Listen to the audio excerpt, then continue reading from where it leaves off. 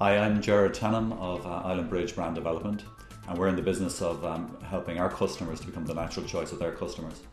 And in essence, that really means about being clear about what your offer is to your market so that you can sell it more effectively.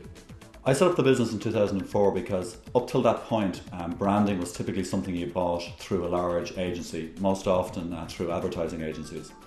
And as a result, it meant that business owners couldn't typically get brand planning unless they were going to buy a substantial amount of either advertising or other types of communications.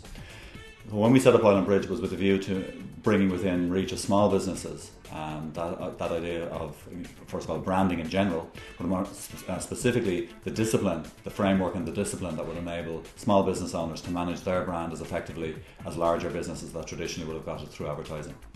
It's hugely important. I think a lot of businesses don't tend to think of branding from the beginning because they associate it with design costs particularly, and other, I suppose, communications costs, whether that be advertising or web development or any of those other areas. But branding first and foremost is a discipline, and it's I suppose a point of view, it's a way of looking at business. And I'm always amazed at the number of businesses that set up without having a clear idea of what they're selling to their customer, why that matters, and most importantly, why the customer will want to buy it from them. The starting point for a business in terms of their brand is always going to be about the relationship with the customer. So you've got to look across your customer, your prospective customer, and you've got to ask the question, what challenge are they facing? What's the problem they have that you're going to fix? And ultimately, business is about fixing other people's problems and doing so in a way that is valuable to them, so they're prepared to pay for it.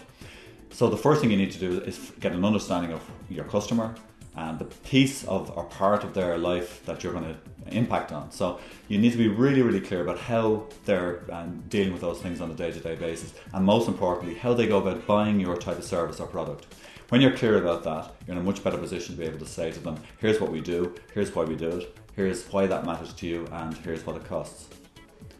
To a point, recently, people could set up in business and hope that their customers were going to come find them, and by and large that's what happened, and there was plenty of business going around, plenty of money going around. When money gets short, you need to think a lot more carefully about what you're doing, why you're doing it, and why your customer wants to buy from you. So the big challenge for small businesses at the moment, I think, relates to that area of kind of certainty of trading conditions, of market conditions. And small business owners, I think in particular, will rise to any challenge if it's clear to them what the challenge is.